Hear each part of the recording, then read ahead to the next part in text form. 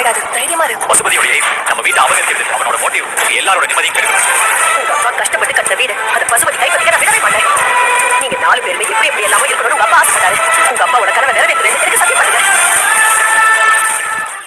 காவேரி விஜயை நேர்ல பாக்கணும்னு சொல்றாங்க. அதே மாதிரி விஜய் ரொம்ப ஆசையா சரி என்னால முடிவு சொல்றேன்னு சொல்றாங்களே, அதனால காவேரி கூப்பிடறான்னு நினைச்சா இங்க ரொம்ப ஆசையா வருவாரு. ஆனா காவேரி கூப்பிட்டு இங்க கொடைக்கானல நடந்த பிரச்சனை எல்லாத்தையும் சொல்லுவாங்க. உடனே விஜய்க்கு கோவம் வந்துடும்.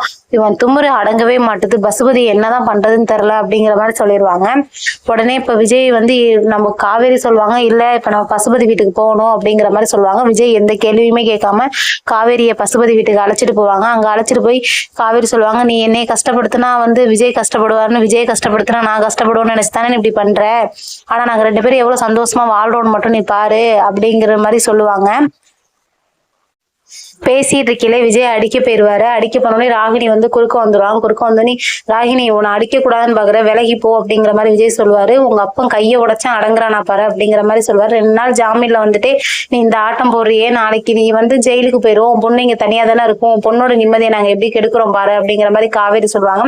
அதே மாதிரி காவேரிக்கும் ராகினிக்கும் கொஞ்சம் சண்டை வந்துடும். சண்டை காவேரி ராகினியை அடிச்சிருவாங்க. அடிச்சதுக்கு அப்புறம் இப்ப டாக்குமெண்ட் கொடுக்க முடியுமா முடியாதா அப்படிங்கிற மாதிரி கேட்பாங்க.